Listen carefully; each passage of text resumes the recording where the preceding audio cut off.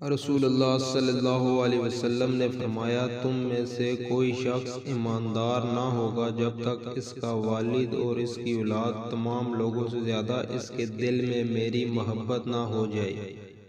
صحیح بخاری حدیث نمبر 15۔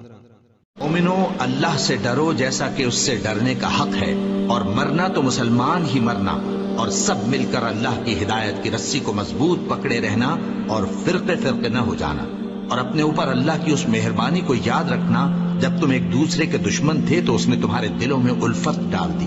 اور تم اس کی مہربانی سے بھائی بھائی ہو گئے،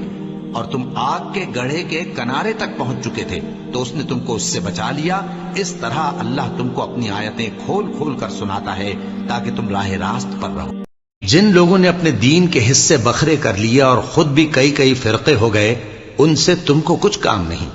ان کا کام اللہ کے حوالے۔ پھر جو کچھ وہ کرتے رہے ہیں وہ ان کو سب بتائے گا۔ جو کوئی اللہ کے حضور نیکی لے کر آئے گا تو اس کو ویسی 10 نیکیاں ملیں گی، اور جو برائی لائے گا تو اسے سزا اس جیسی ہی ملے گی، اور ان پر ظلم نہیں کیا جائے گا۔ کہہ دو کہ مجھے میرے پروردگار نے سیدھا رستہ دکھا دیا ہے، یعنی دین صحیح، طریقہ ابراہیم کا، جو ایک اللہ ہی کے ہو رہے تھے اور مشرکوں میں سے نہ تھے۔ یہ بھی کہہ دو کہ میری نماز اور میری قربانی اور میرا جینا اور میرا مرنا سب اللہ رب العالمین ہی کے لیے ہے، جس کا کوئی شریک نہیں، اور مجھ کو اسی بات کا حکم ملا ہے، اور میں سب سے اول فرما بردار ہوں۔